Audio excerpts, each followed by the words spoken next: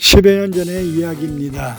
월세를 내야 하는 달이 얼마나 빨리 돌아오는지 하루가 넘어가면 어김없이 건물 주인의 전화가 울렸습니다.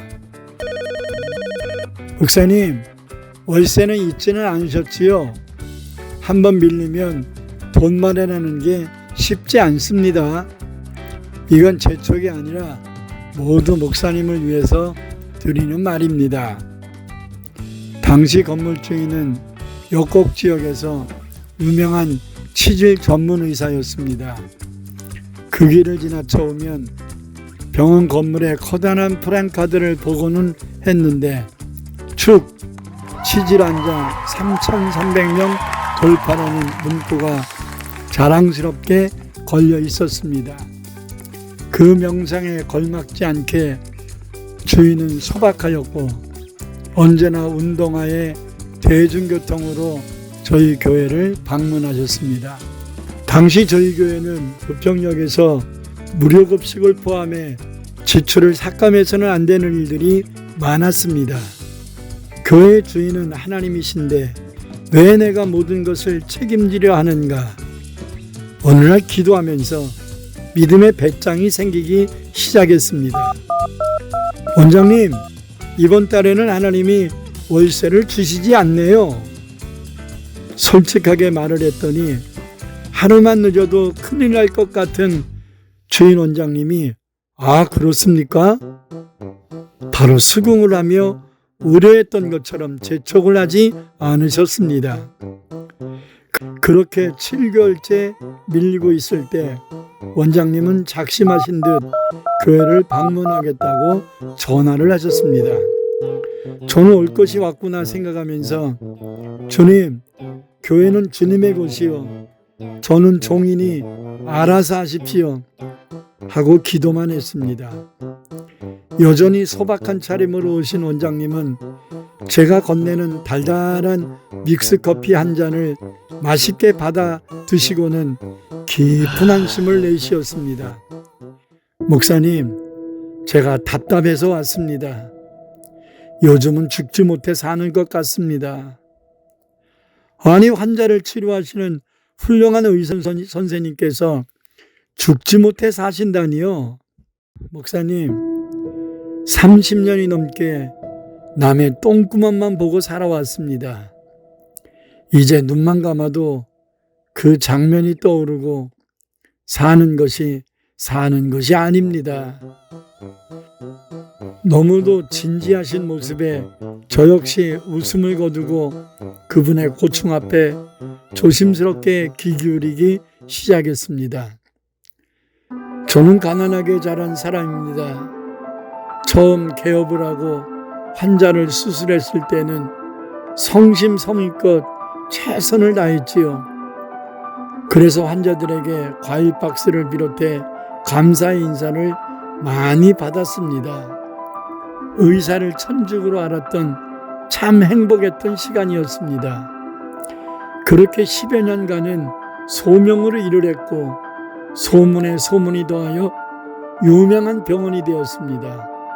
그리고 이후에 10년은 정말 돈을 많이 벌었습니다. 어쩌면 돈 세는 기쁨으로 일을 했던 것 같습니다. 이곳저곳에 건물을 사면서 뿌듯한 마음이 들었습니다.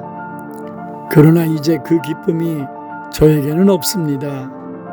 나머지 10년간은 정말 죽지 못해 일을 한 것 같습니다.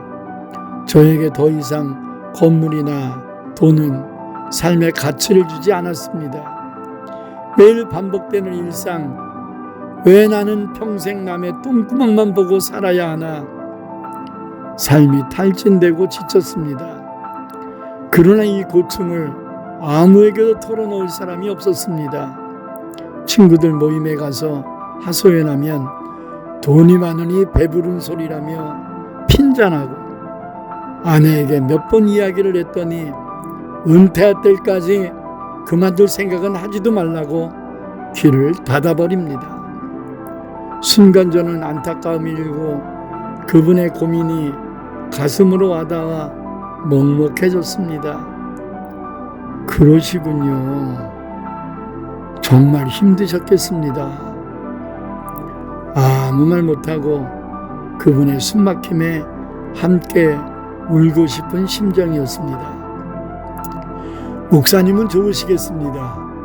이렇게 무료급식도 하시고 선교도 하시면서 좋은 일을 많이 하시니 하나님이 얼마나 기뻐하시겠습니까? 아무튼 목사님께 저의 속마음을 터놓으니 이제야 살 것 같네요. 저의 이야기를 들어주셔서 정말 감사합니다. 주인 원장님은 복사꽃처럼 얼굴이 환해지면서 떠났고 그 다음날 전화를 하셨습니다. 목사님, 제가 선물을 드리겠습니다. 알고 보니 그 선물은 그동안 밀린 1,000만 원이 넘는 월세를 감면해 주신다는 것이었습니다. 그 후로도 몇 번을 월세를 받지 않으셨고 명절이면 선물도 잊지 않으셨습니다. 지금은 은퇴하셔서 잘 지내실 것으로 생각합니다. 저는 가끔씩 그때 일을 회상하고는 합니다. 최고의 명성을 쌓고 커다란 건물도 몇 개를 소유하셨던 분이 월세를 밀리고 있는 나를 부러워하셨던 그 눈빛을 잊을 수 없습니다. 그때와 지금이 다르다면 똑같은 월세지만 지금은 밀리는 것이 아니라 더 많은 나눔을 하고 있는 봉사자로 행복의 기쁨도 배로 누리고 있습니다. 그 이후로도 더 많은 부자와 큰 명성을 가진 자도 수없이 만나보았지만 물질을 지키느라 더 매여 있고 더 속박당한 삶을 보며 소유와 누림은 비례하는 것이 아님을 알게 됩니다. 그러나 행복은 나눔과 비례하는 것임을 깨닫습니다. 사랑을 할 수 없을 만큼 가난한 자도 없고 사랑을 받지 않아도 될 만큼 부자도 없습니다. 돈만이 전부는 아닙니다. 모든 사람은 언어로, 마음으로 축복할 수 있습니다. 그리고 나눌수록 더 커다랗게 안기는 하나님의 은혜를 체험하게 될 것입니다. 우리가 처한 환경, 상황은 나의 힘으로 불강력적일 때가 많습니다.